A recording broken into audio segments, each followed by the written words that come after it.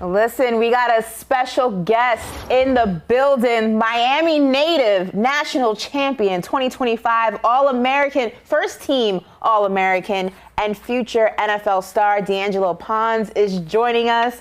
I'm Ashley Nicole Moss, and I'm also joined by two Super Bowl legends themselves, two-time Super Bowl legends themselves. We have Bryant McFadden here at the end, and Logan Ryan right here next to me.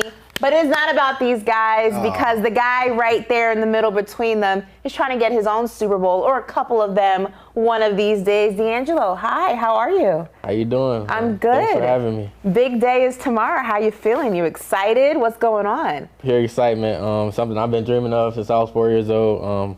Like you said, pure excitement. What's been the draft process? What has it been like so far? And I'm interested to see what your process has been like in comparison to when these old heads next to you were going through it. Yeah, it's been great for me, a great experience. I kind of had it shortened a little bit by the national championship. Okay, that flex. we played a little later than everybody else, but I've been taking it all in. Just finally happy that it's here and it's all coming to life. First of all, the accolades are tremendous. You're talking about an All-American, you're talking about a national champion, you're talking about one of the best corners in college football, if not the best corner in college football. So this year has had to been a dream. Is there anything you haven't accomplished yet this year so far? It's honestly hard for me to find something that I haven't accomplished in college football. I believe I got the question of like, why did I come out early as a junior? That's really my answer. Like, what haven't I accomplished already? So that just made it easier for me to come out as a junior. Any crazy questions that you've gotten? I love hearing the stories of like the wild questions that draftees are asked during the process. I haven't really been asked anything like too crazy. Okay. I've been asked about Curt Cignetti, obviously, him being the character he is, and I've been asked about Fernando Mendoza as well, but it was nothing crazy. Now, B-Mac, your draft experience, let me make sure I get the date here correctly. Was it 2005? It was 2005. Was that the year, 05? And then, Logan, you were 2013. Yep. I was still in college when you got You can keep that too. drafted. I was just a little kid, but what was your draft process like? And then, Logan, I want to hear yours. I want to hear the differences with this. Mine was very, very unique as well. And off record, I didn't realize D'Angelo was born in 2005. So you talk about having a feel-old moment. That was for me, but in 2005. You unk. No, you OG now. I'm OG. I'm not an unk. I'm not wearing the thick white socks. I ain't an unk yet. But yeah, in terms of my process back then, the draft consists of 3 days. 2 days. It was Saturday and Sunday. Now it's an event. You have Thursday night, you have Friday, and of course you have Saturday. So I wanted to hear my name called on Saturday, which I did. Unfortunately, I was still a bit pissed off because I thought I would get drafted higher than where I was called. But in all, it was a surreal moment. You know, I had a gathering here in Hollywood, Florida, family and friends, had my cousin on the grill. We cooked all night. We had a good time, you know, but it was a moment in the draft late in the second round. Well, midway in the second round, I had isolated myself from the entire house. I got in my room and I just kind of waited. And eventually they saw the news on the TV because I didn't come out and tell anyone. I wanted to make sure it was all legit, that my name was being called to the Pittsburgh Steelers. So something I'll never forget, and you would never forget the number where you were drafted. I was picked 62. I'm pretty sure, Logan, you remember your number as well. So that's something that I will always remember. And now the draft's heading back to Pittsburgh. So that's kind of like a full circle moment for you. You're going to be out there. I'd say with my story, similar to D'Angelo, I left college as a junior. Similar to D'Angelo, I was an All-American as well. I feel like I did everything I possibly could. Unlike him, I didn't win a national championship, but I left early, right? And I had a second-round draft grade. So when you left, did you have a draft grade process? Did you submit your tape to the NFL and did they give you a grade, and what was that? Yeah, definitely, because I definitely had doubts about coming out. And right, you got to get information. Just like any other player would, but definitely seek draft from the coaches, and my grade I got, I believe, was second round at the time.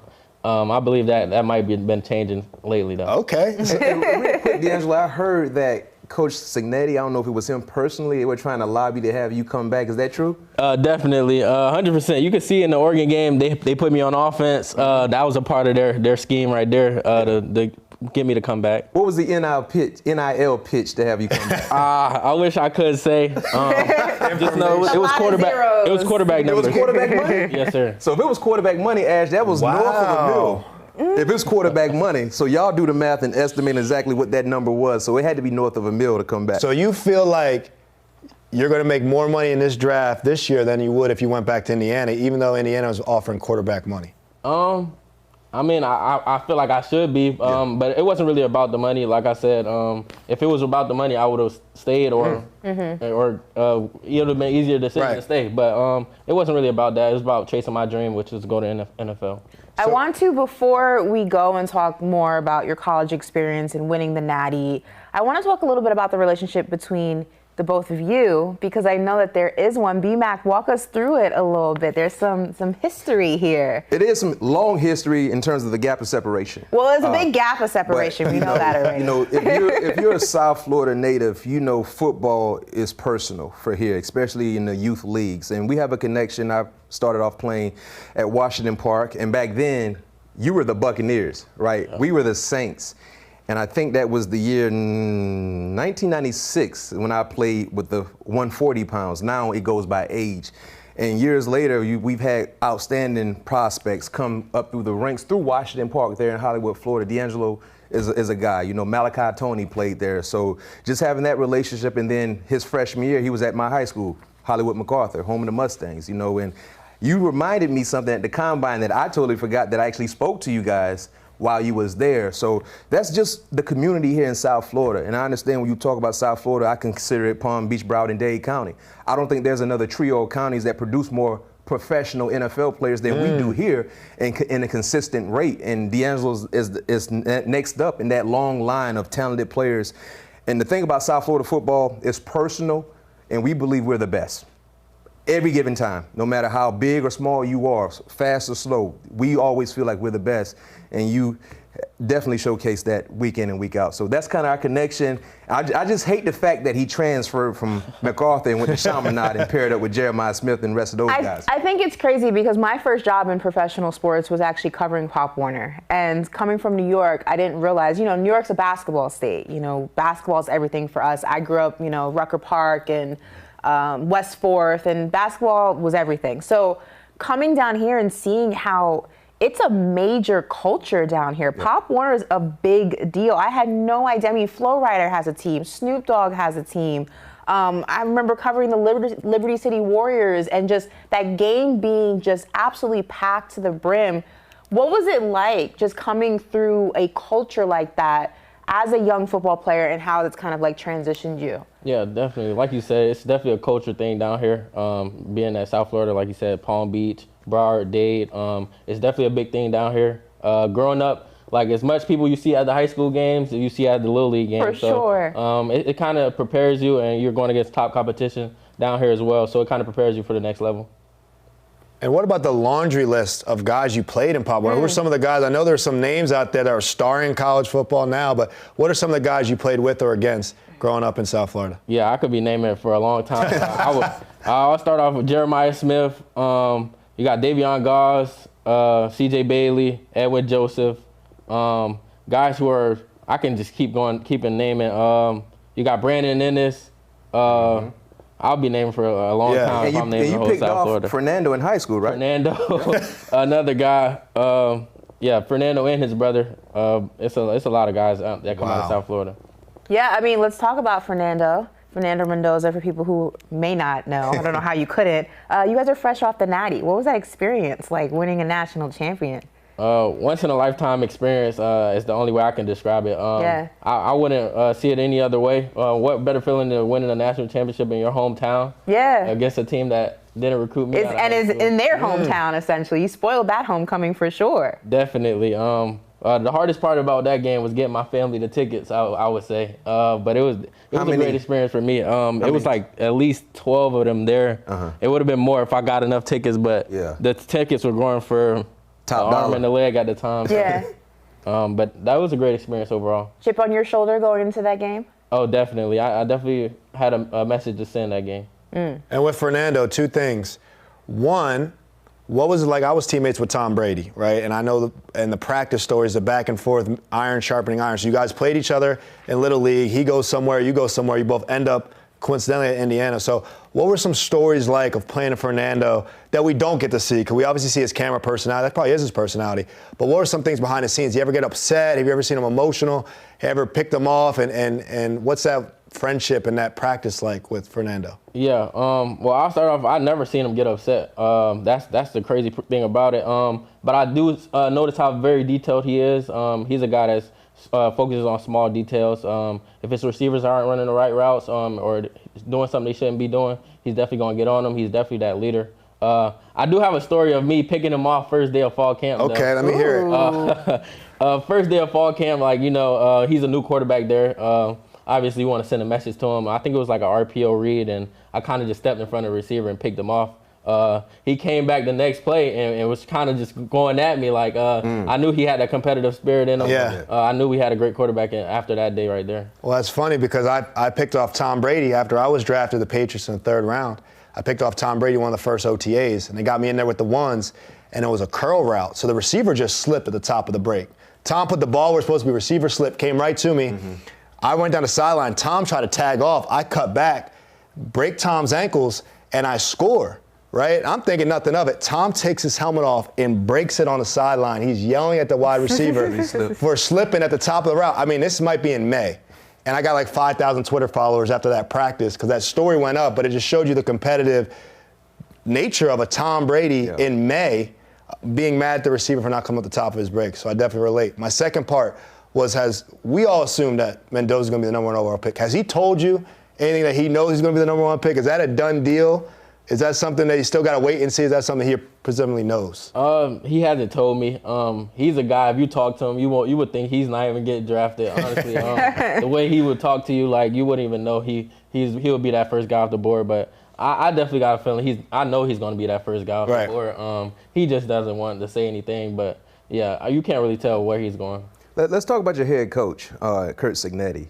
I consider him to be the Mike Tomlin of college football, never having a losing season. If you look at his career collegiately, he's never embarked in a losing season. So it tells you how consistent he is. But being throughout, JMU 1 year with him, you followed him to Indiana 2 years. You guys were phenomenal in terms of wins and losses. What makes Curt Cignetti so special? Yeah, he's a guy he's process oriented. I would start off with that. He's a guy that's never going to change. Like from JMU to Indiana, we always had the same process, the same organization we had. Well, we kept that same organization. He just moved it to the next level. So I would say that's the main thing that separates him. He's also another guy that's focused on the small details as well. So he's a guy that focuses on special teams, things that people don't look like a punt block that won us a national championship. Mm-hmm. He focuses on that. We practice on that. So I feel like the little details is what separates Coach Cignetti from other coaches. Is it true you guys didn't really practice a lot? Like the time you guys were in and out, like an hour practice or something like that? Is that true? Yeah, it is true. We really didn't practice that long. He's a guy that respects our time as well. I mean, our longest practice probably an hour 45, probably. But yeah, definitely didn't practice that much. Wow. You know, as a guy who transferred yourself from one program to another, I'm curious on what your opinion is on the current landscape of college. Obviously, NIL has changed the game. I'm sure you guys wish you can go back to school and I need some back pay. Make a little chunk of change or a lot of chunk of change. Or something. But I'm curious, because of the NIL, we've seen the transfer portal in a way that we've never seen it before. What is your take on that? And do you think it's leaned maybe too far in one direction than the other, or? I think it's pros and cons to it. Okay. I would say with the pros being able to take care of your family. Absolutely, early, yeah. Or if somebody had wanted to do something for themselves, they can do that.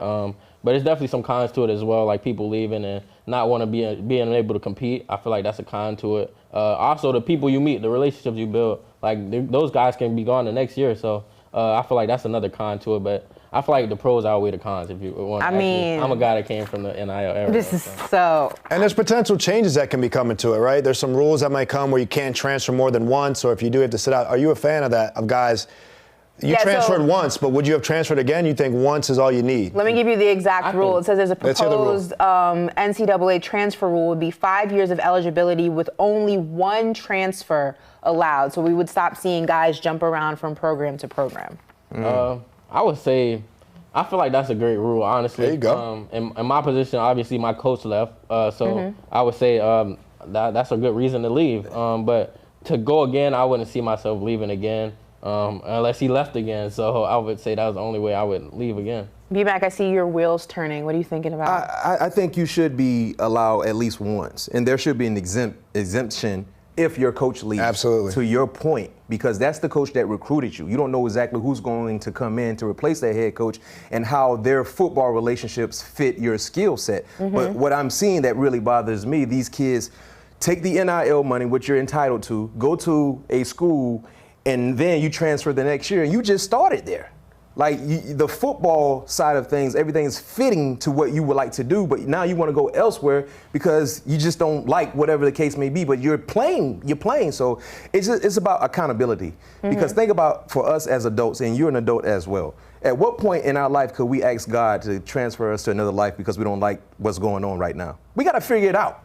Right? And I think when you're at that area in your life as a scholar athlete, it's imperative for you to figure it out because that's what real life is about. You know what I mean? You can't just pick up and leave and say, you know what, I want to go to a new situation because I don't like how he cursed me out this day. It doesn't work that way. Do you feel, though, it's kind of a depiction of what the professional league is like? Because we have seen players, well, we have seen players kind of like not show up to OTAs or demand a trade because they're unhappy in a situation. Do you think it's kind of a reflection of what it would be as a professional athlete? I would say no, because most of the times that's mostly contractually based. Okay. It's about money. Either I'm trying to get a pay raise because I feel like I'm underpaid, or my market value has told me I should be seeing more. I think with a lot of these other kids, a lot of it has to do with NIL opportunities to try to get paid more money elsewhere. But in the league, Logan, you know this, we have to abide by a contract. Yeah. If I sign a 4-year deal, I can't just say after year 1, I want to go elsewhere. It doesn't work that way. So I think they need to have more closer ties to the business side with the NFL to keep things in perspective when it comes to the NIL. Yeah, and I would also say, like, we don't get to choose where we're drafted to. Very few families, very few players have told teams, no, I'm not going there. This is actually a better fit for me. So players are starting to get a little more power in sports, and that's in college football for sure. But they're going to say the NFL is it's an earned opportunity, right? Be grateful wherever you're drafted to. You're not going to. I doubt the Browns are going to call and you're going to say, nah, I'm straight. I'm waiting for the next pick. You're going to take that. You got to go, and that's just kind of what it is. But I think B-Mac's preaching a lot of life right now, and I'm learning a lot from that. But great coaches teach more about life than they do just football. Has Cignetti had any type of sayings or mantras that you've learned from him? Not no specific sayings, but he's definitely a guy that will teach you life in general, and he'll let you know that's not going to be easy. It's not going to be perfect. So that one play mentality that he keeps, I kind of keep that with my life, how I live it. Always on to the next play. That's his mentality as well, and I kind of take that with me. There's a lot of Indiana talent in the draft this year. What is it about the program and what you guys, I mean, here's the list of all the top prospects for the draft, tomorrow's draft. What is it about the program that you feel like, not only from talent perspective, but just from a character perspective, that any of these guys, whatever organization they go to, they're getting an absolute just phenomenal player? Yeah, definitely. I feel like Cignetti recruits certain type of people into his program. Okay. Like all those guys on that list are going to be a certain type of player, a guy who's not only a great person on the field, but off the field as well. So those are good quality guys, and they're going to be the best for any organization they go to. Have you spoken to any of those guys leading up to the draft? Yeah, I spoke to all of them, especially at Pro Day. How they feeling? I'm pretty sure they're excited. Yeah. It's something they've probably been dreaming of their whole life as well. You know, I don't know if you know this, but you know how long it's been since Indiana had a first-round drafted player? It's been 30-plus years, if I'm not mistaken, 30-plus drafts. Wow. Jack, stat check me on that real quick, but I think it's been like 32 drafts since Indiana has had a first-round selection. So we know for sure you're going to have one, and hopefully you can slide in that first round as well. But just talk about the surges, because I know we highlight what you guys did in 2025, winning the national championship, deserving so. But what y'all did in, say it again, Jack? 1994. 1994. How old were you in 94, B-Mac? Ooh, I was what? We're not going to ask you, B. You stay out of this one. Think about it. I was a year old. How old were you? I was 3 years old. Okay. And who was that player in 94? I'm trying to think of the draft, first round. Thomas Lewis, right? That's how long it's been. But Can we throw that graphic back up, Jack? 1994 is the last time you guys had a first rounder, but you will have a first round this year. But when you look at what y'all did this year and going back to last year, at what point did you guys realize, man, we have an opportunity to win a championship? Because 2024, you guys had a great year. You lost to Notre Dame in the playoff game, but then you guys ran it back. At what point last year did you realize, man, we really got it? We can do it all. Yeah, I definitely feel like the turning point was that Oregon game. We played them the first time. In Oregon. Yep, in Oregon. Just hearing how hard it was to win in Autzen, for us to go in there and dominate like we did. We controlled that game. It was a great game, obviously, but I feel like we controlled that game, and I feel like that was the turning point right there where I realized. Your defense balled out because, if I correct me if I'm wrong, Fernando threw a pick 6. So they actually scored with their defense. And you guys had a great defensive effort. I remember the battles you had with Malik Benson, who can run also. So just the defensive mentality, that's when I really watched you guys defensively. I'm like, yeah, this could be a special unit. Definitely. I feel like that definitely was the turning point right there. Like you said, pick 6. So we basically held them to 14 points. And that being the explosive offense that they were, I feel like that was a great turning point right there. Speaking of Oregon, I want to talk DB ball real quick. So for our young viewers out there, DBs, I saw the first play of the semifinal college football playoff against Oregon. You sat on the first play of the game and had a pick 6. Take me in your head on that snap. Did you know it in film study? What did you do to have a pick 6 against Dante Moore the first play of the game? And break down the route. What was the coverage? What was the defensive call? Come on, show the GMs your ball talk right now. I was gonna say, every GM I talked to basically started their meeting off with this play right here. So I basically broke it down to them as we run 4 under 3 deep. So it's a cover 3. Yep. For people at home that don't know, but 4 under 3 deep. I'm a third player. Yeah, you shouldn't be sitting on a route like that. Yeah, I have one threat to my side. Yep. So being that I have one threat, if I'm reading quick game and I see 5 out, so which means they released all their players, so the ball had to come out fast. So even though I'm in the third and I shouldn't be sitting, but I see quick game, so I can sit. So you're reading 3-step. Yep. You saw 5 out in a cover 3. This is high-level stuff, but B-Mac, that's high level in college to read 5 out. And see, this is getting me fired up, by the way. Hold on. You saw him lean in his chair. Now we He's get in into gamer mode now. But the thing I love about what he said, he read 3-step. Oftentimes when I watch college quarterbacks play, they never read 3-step. It's a 3 or 5-step drop. 3 steps is an indicator. When those shoulders turn, you know ball is coming. Now, if it's a pump and go, you got to be a football player and be able to make a play. But when you read 3 steps, even if it's in shotgun formation, when he hit the shotgun and his shoulders turn, even though he's not taking a significant drop, that's like a 3-step drop under center. So, and I was at that game. And when you make that play, I hadn't even got to where I was supposed to be watching the game, and I just heard the crowd go crazy because it was like a home game for you guys. And I said, home team already made a play. No, right? They won the game right there. Yes, that was a tone setter. The tone off for your team on a defensive pick 6. I'll let you finish it. So you read 5 out. You sat on the route. Seen quick game, just kept my leverage and broke on the ball. I couldn't believe he threw it, honestly. Yeah. But once I got the ball, I was in the end zone, kind of blacked out at that moment right there. But that was the loudest crowd pop I ever heard. And when you talk about that play, one thing I love about your entire career, right? You played in 41 games, 39 PBUs, 7 interceptions, 2 touchdowns. 4 touchdowns. 4 2 touchdowns, block punts. yeah. Block punt and 2 pick 6s. So he played in 41 games. He's touched 39 footballs, deflections, and 7 interceptions. That's consistency. But when you look at your last 2 years, let's just highlight 2025. I think Big Ten, the entire conference, they had the most prolific quarterback play. But if you had to rank the top 3 quarterbacks that you saw last year alone, right? You saw last year alone, who's in that top 3? That's tough. Not Mendoza. Not Mendoza. You played against. I don't care what the draft boards are saying. The guys you played against. You study and you played against. And they can still be in college now. Who are the top 3 guys in that conference you played against? That's a tough one. Let me go through the season. Guys who had a good game versus us, I would say Luke Artmeyer had a pretty good game versus us. Illinois, yeah. So he's in your top 3? Him. I mean, he had a great game versus us, so I got to put him in there. Okay. I would go Dante Moore. Oregon. You saw him twice. Well. Who else? One more. I'm going to go Nico Amaliava. UCLA. He's pretty good as well. Okay. So question for you. When you look at the quarterbacks you faced off against, Nico, Luke, and Dante is the top 3 quarterbacks you've seen all season. 2 names you didn't mention that are draftable guys that will be drafted this weekend. Ty Simpson and Carson Beck. Why they didn't make your top 3? I mean, it's not that they're not great quarterbacks. I respect them. They're great quarterbacks as well. I believe Ty Simpson only played against us for 1 quarter. But he looked good on film against the teams he were going against. I got respect for him as well. Carson Beck, I feel like he played a pretty good game. He probably would have my fourth quarterback I put out there. So Ty would be fifth. I played against him for one quarter, so he would be fifth. Okay. Yeah.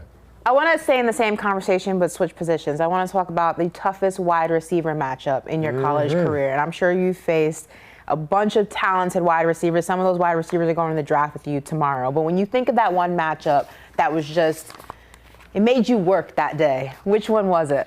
Obviously, I got the guys that are at Indiana. Yeah. Surratt, Omar Cooper. But besides those guys, I would say Jeremiah Smith, no doubt. What was it about that specific matchup that you walked away from that game and you said, yeah, he made me work? Yeah, I mean, me obviously going to high school with him, I knew he was a great player. I knew he was a great receiver as well. I knew they liked to get him the ball, so I knew it was going to be a great battle between me and him. I just feel like he made plays and I made plays, so it was a great battle overall. A little bit of back and forth. We like that. Definitely. They definitely went back and forth. I watched that tape of you defending him.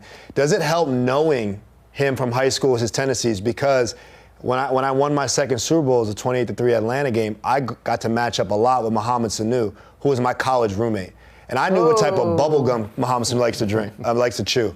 So I knew all his tendencies. I felt so comfortable just saying, they had Matt Ryan, they had Julio, they had a dynamic offense, but I was like, all right, I know Mo, like, from thousands of one-on-ones, I know exactly what he's going to do when he's going to do it. Just from that knowledge, did it help you being teammates with Jeremiah Smith from high school, obviously matched up with him in college? I would say it definitely helped me, just knowing what type of receiver he is, and watching him, what he did to other high schools that we were going against, definitely helped. And then even offseason, I think it was one time we went out there and did one-on-ones as well, so it definitely helped me overall. You know, D'Angelo, I think the biggest misconception about you that really bothers me, when I hear draft analysts talk, they always say he's a nickel. But if you watch, I don't like that either. If you watch D'Angelo play, if you watch the games, you're outside corner. And some of the names that you mentioned, Jeremiah, you're lining up against these guys in one-on-one situations on the outside. So how does that make you feel when you hear that, when you know I can do it all? But they always talk about you being more of a nickel because you're more one of the shorter corners in the draft. How does that make you feel? I really don't feel no way about it. Everybody entitled to their own opinion, so I don't feel no way about it. I just let them know I'm able to play nickel and outside. I got the skill set to play both.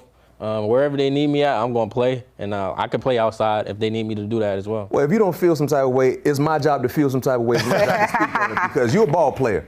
Those are the type of guys where you pick, you draft, and you say, go make plays for us. And whatever you're comfortable in doing, you can do so. So I'm one of these guys because I played with tall guys, I played with short guys. I've seen tall corners that are soft, right? That won't bust a grape. I've seen little guys that got the mind of a pit bull.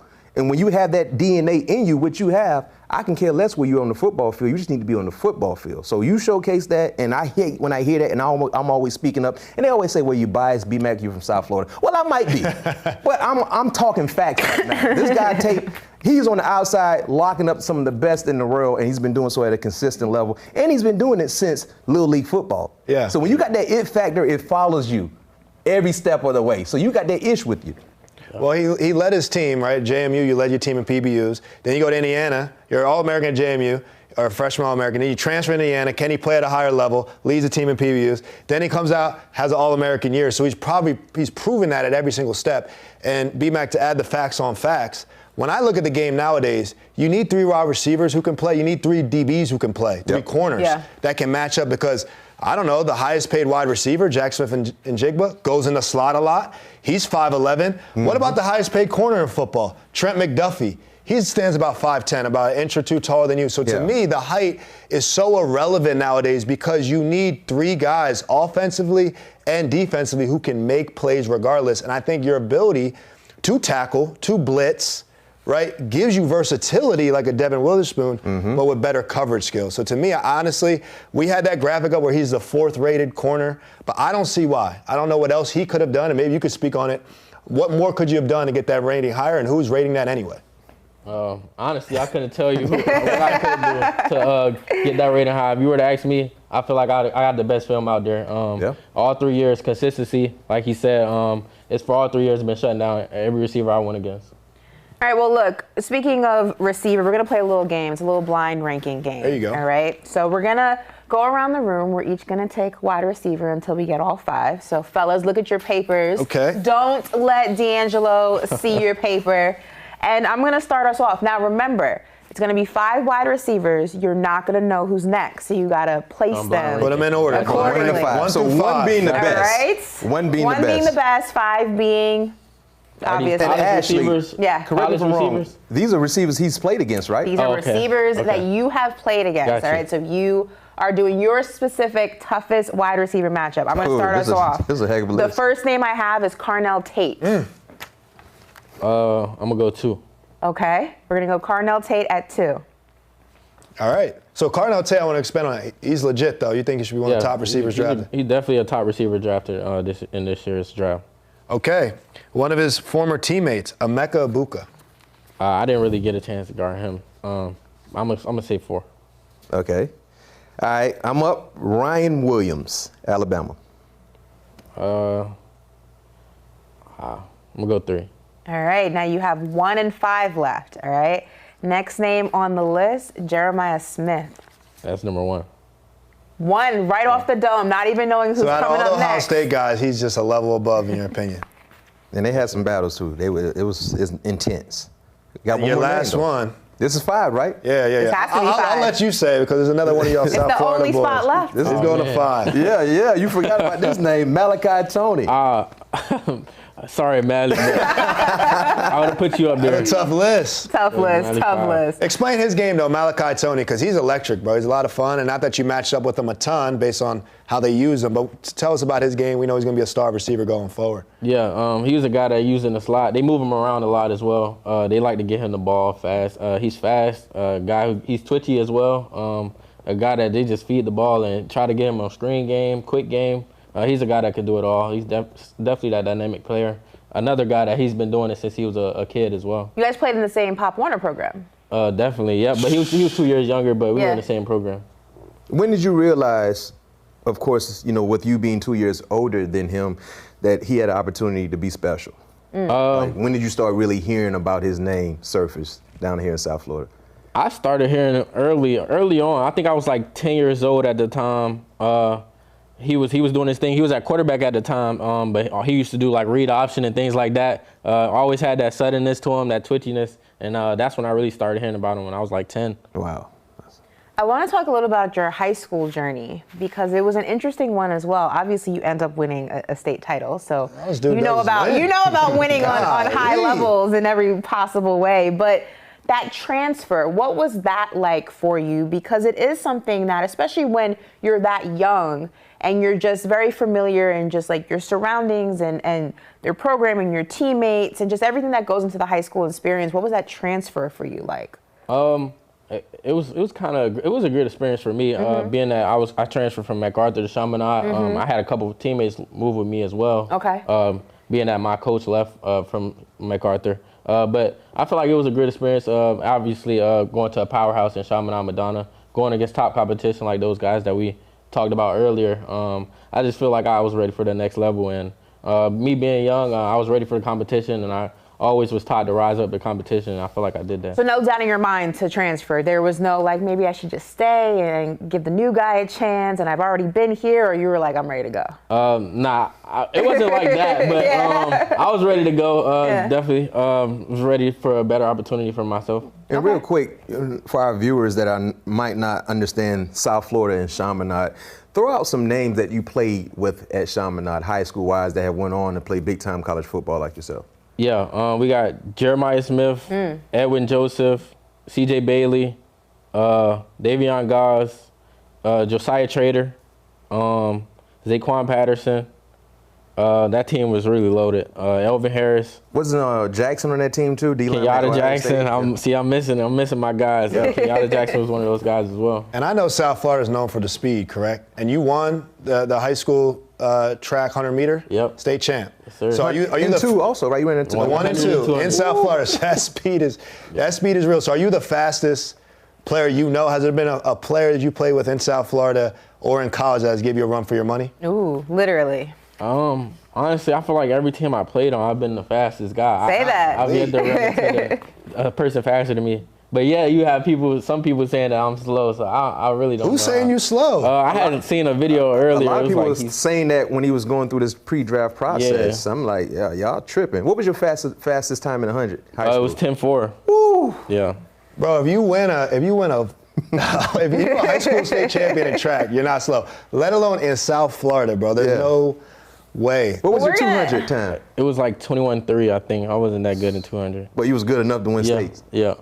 We're going to stay in South Florida. We were talking South Florida music before the cameras were rolling and who's the best rapper to come out of here. But we're going to talk football legends. Yep. Now, this is a game we call Start 3, Cut 5, okay? So we're going to name some South Florida football legends. You can only start 3 of them. The rest of them you have to cut. So choose Keep her cut wisely right away. You don't have as to. we're going through this list. So you ready? I'm going to start it. You ready to go? Yep. Antonio Brown. AB. I'm going to start him. Okay, so you have 2 starts left. Nick Bosa. Cut him. Yeah. Okay. We're going to go Amari Cooper. I'm going to cut him. Okay. We're going to go Pat Surtain II. I'm going to start him. All right, you got 1 start left. We're then going to go James Cook. That's the one I watched growing up. Wow, that's Remember, tough. you have 1 I'ma cut start him. left. You're cutting Wow, James so you Cook. think someone else is coming, huh? Yep. All right, so we're cutting James This Cook. might Because be I him. watched James and Dalvin. If Dalvin come up, All right. Oh, so Dalvin over James in your mind in terms of. I mean, high school football in South Florida. All right. Next up, we got Lamar Jackson. I got to start him. You got to. You got to, bro. All right, I got to start him. All right, so you have no starts You left. got Your no last starts cut's left. going to have to be Zay Flowers. Oh, man. My bad, Zay. Anything you would change on that list now that you Nah, I'm know good the with my names? list. I'm good with my list. All So right. yeah, Antonio Brown, Pat Surtain. Pat Surtain, Lamar Jackson. That would have been a good lineup. Great lineup. What is it about South Florida that you feel like produces this level of talent? I mean, when you think about football, I feel like there are few places in the country that produce the kind of talent that comes out of South Florida specifically. I feel like a big part of that is starting at a young age. Like I said, I started when I was 4 years old. So being that a lot of kids around South Florida, they start when they're younger. They get more reps at it. They learn their position earlier. I feel like that's a big advantage for South Florida players. And obviously going against top competition around South Florida plays a big part in that as well. So I feel like that's what really separates us. And then you got teams up north that don't play spring football and things like that. So South Florida is kind of year-round as well. So I feel like that's more of the advantages of South Florida. You were playing tackle football at 4 years old? Helmet Yeah. and pads on and everything? Yeah, My those helmet was bigger than me. At that age, you're not even big enough to carry a helmet. I can tell you the first Pop Warner game I ever covered, and I'm standing on the sidelines, I think it was probably 6 or 7-year-olds, maybe 7-year-olds. And I'm thinking like, oh, it's going to be like Pee Wee football, like kind of cute. Like the first pop helmet to helmet, I said, oh, they're playing football, like for That's real, real, for real. real. And 3 the years coaches in are by like, then. get up. I'm like, he just got knocked out. Like, what are we, like, it's insane. It's a different level Wow. of football. Like, they're playing grown man football in little kid bodies. It's honestly insane to me. Yeah. I mean, South Florida, I don't know how it was, for you, but that was like a opportunity to earn extra money for me. Really? Pop Warner, yeah. No, and you know what I'm talking about. Yeah. There's Oh, a lot because of transactions going on. No They're question. doing the little things on the side. I saw that. It motivates for sure. you a little bit, but it plays into the persona, man. It's real life down here, man. This is a way for us to change the dynamics of our entire lives, and we take it seriously. And it just makes me feel good seeing guys who are so much younger than me come from the same area, doing the same thing and doing it in a professional way. So, man, while you embark in this journey, man, just remember everything you did to get to this point. Never deviate off that. Intensify it. Because when you become a professional football player, you got to make sacrifices. Hanging out is cool, but you got to sacrifice certain things. You got to X certain people out of your life. You got to be devoted and consistent. Because when you get drafted, you go in the first, wherever you go, that organization is going to believe for you to want you to be the best professional you can be. Yeah. So, understand this. When you get to this level that me and Logan would play at, you got to make sacrifice, bro. And that's what the great ones do, and that's why they become great. Sure. I know for sure at the NFL level, to play corner, it's a confidence that's required. It's a personality that's required to be a corner at the NFL level. The best of the best athlete, covering best athletes. You don't know where they're going, right? But you also need to have a humility about you to understand and keep getting better. So I hear every step of your journey, all you've done is overcame adversity. You've been probably small your whole life, and you still found ways to win state championships, national championships, and now obviously the NFL, the next step. So you have the humility about you that I like to keep understanding. Like when we talk about a play, he's breaking this down. He's not saying, I got a 4.3 in me, dog. I don't really watch tape. Yeah. I can just turn that on. He has the humility to study the game, keep that, but also the confidence to say, bro, I played in South Florida. I've been playing since I was 4. I've been covering Jeremiah Smith since high school. I covered him in college. It was cool. And now I'm ready for the next step. So I think you have that beautiful mix of things that's required to really stay successful, because obviously the athletes at the next level are another level up, but you have the athleticism to match up. You just got to believe it as well. Yeah. All right, so we got a little bit of a history lesson when B-Mac told us what he did. Sorry, I called it a history lesson. That's so old. We got to walk down memory lane. Memory lane. Ageism. That's ageism. When B-Mac told us what he did during his draft day, what'd you do for yours? So I was at my house, and I didn't have a ton of friends and family because I got that second round grade. So the first round was kind of maybe a team or two, so I had very few. But the second night was day 2, was second and third round where and I had a bunch of friends and family in Jersey. And man, I seen a bunch of corners drafted ahead of me that I felt like I was better than, and I was getting pissed. I was getting upset about it. Mm-hmm. I'm very competitive. But looking back, man, I wish I appreciated more. Obviously, I was grateful when the Patriots called, but I remember how much it was. So I had to leave the room a couple times because, like I said, I left as a junior and went pick 83. So it was a huge slide there.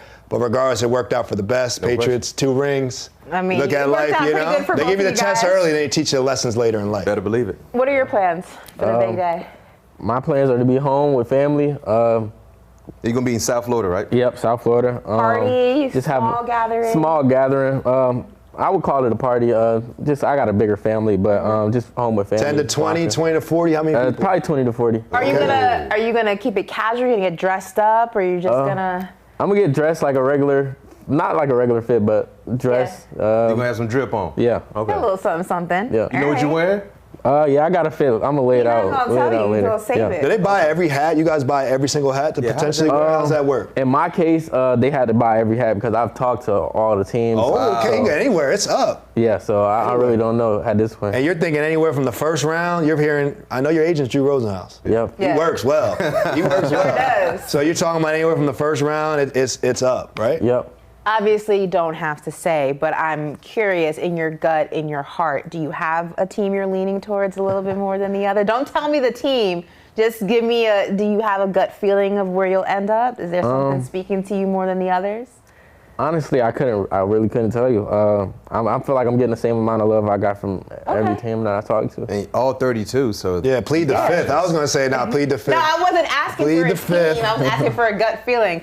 When you look at some of the players that have come in and out of this league, are there specific ones that you model your game after, that you have modeled your game after?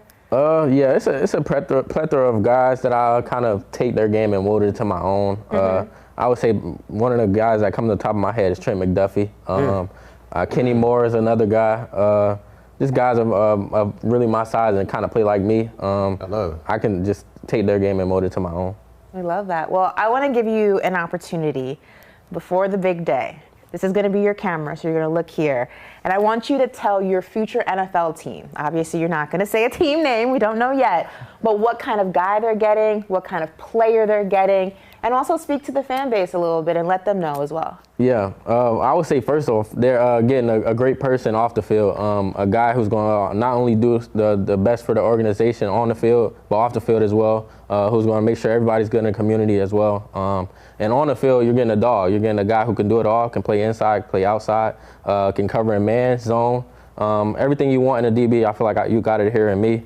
And to the future fan base, we're definitely going to win a lot of games and looking forward to winning the Super Bowl. I like that. All he does is win, man. At every this is level, true. all he At does every is level. win. We got to get one more And he level. blocks punts, too. He's playing special teams. Guys, He's a football player, man. South Florida. Before we let D'Angelo go, as two guys who have had so much success in the NFL and have won Super Bowls and have seen Pro Bowls and just have played with some of the greatest that there have ever been. Any advice you want to pass to D'Angelo as he enters this next chapter before we let him go? I'll start and I'll let our historian over here, I'll let him end it and wrap it up. I would say, bro, everything you need, you already got. I wouldn't change who you are. Like we talked about the confidence and humility, the mix of that. And enjoy it, man. Enjoy the process, which you have your whole life. And, you know, really, really trust yourself. And I will say, more importantly than the draft and the 40 and the track background, get ready to start playing football. Because after this draft day, you're going to go to OTAs. You got to start covering guys. And they want to see how well you can cover right away. And like your teammate Fernando Mendoza said, get ready to be a day one starter or try to earn a spot to be a day one starter. So as much as we love the draft process and that's coming up and that's exciting, you still got to get ready to be a football player. And I see a lot of first round picks, a lot of high drafted guys. They haven't been practicing football at all. Get in that back pedal, put them cleats on every day, treat it like a craft, because you're going to have to cover these wide receivers that do this for a living, and I think you're going to be just fine. I think for me, the biggest thing I could tell you, and this is something I learned when I was done playing, invest in yourself. Because you're about to embark in the biggest investment in your life. Forget 401k, forget any stock, what you're about to do. So that means don't shortchange anything within yourself to become better. Take care of your body, take care of your mentals. Everything that you do moving forward is an investment into your ability to be able to be the best player you can be, to financially get every dollar that's there. And I know money isn't the first thing that you see when you talk about going to NFL for you, but it comes with the territory because it's a business, right? So you have an opportunity to do something that many people would never do in their life, which is change your life and be able to be a blessing to whoever comes across your path. So don't shortchange yourself. One of the realest things I've heard from a great player, I think it was Steve Young, he said when San Francisco won whatever Super Bowl it was that they won, the very next day he saw Jerry Rice running sprints. No celebrating, no enjoying the process from completing a championship season. Jerry Rice was already working the very next day. That's why Jerry Rice was great. One of my former teammates, Antonio Brown, I never see a guy work hard as Antonio. Now, when you talk about some of the other things, that's one thing. But in terms of football, Antonio would work relentlessly. And those are the things that you need to implement into your game and never allow it to leave. Because if you have that skill set like you currently have and just that work mindset, you can be as great as you want to be. Well, D'Angelo, state champion, national champion, and future Super Bowl champion. No question. Speaking to we are so excited for you, and we can't wait to see where you end up. I just got to get a jersey. Wherever you get drafted, sure. I got you. As long as I ain't no Raven jersey. You said something, you say Hall of Famer, what'd you say? I said you calling it out. Oh, you calling it out. Well, okay. Listen, one at every level. It's No only question. right that Super Bowl champion is the next iteration, but we're so excited for you, and we can't wait to see where you end up. I hope you enjoy your day tomorrow. Yes. Revel in it, because you only get a draft day once. That's I appreciate that. Yeah. D'Angelo Pons, man. Yes, sir.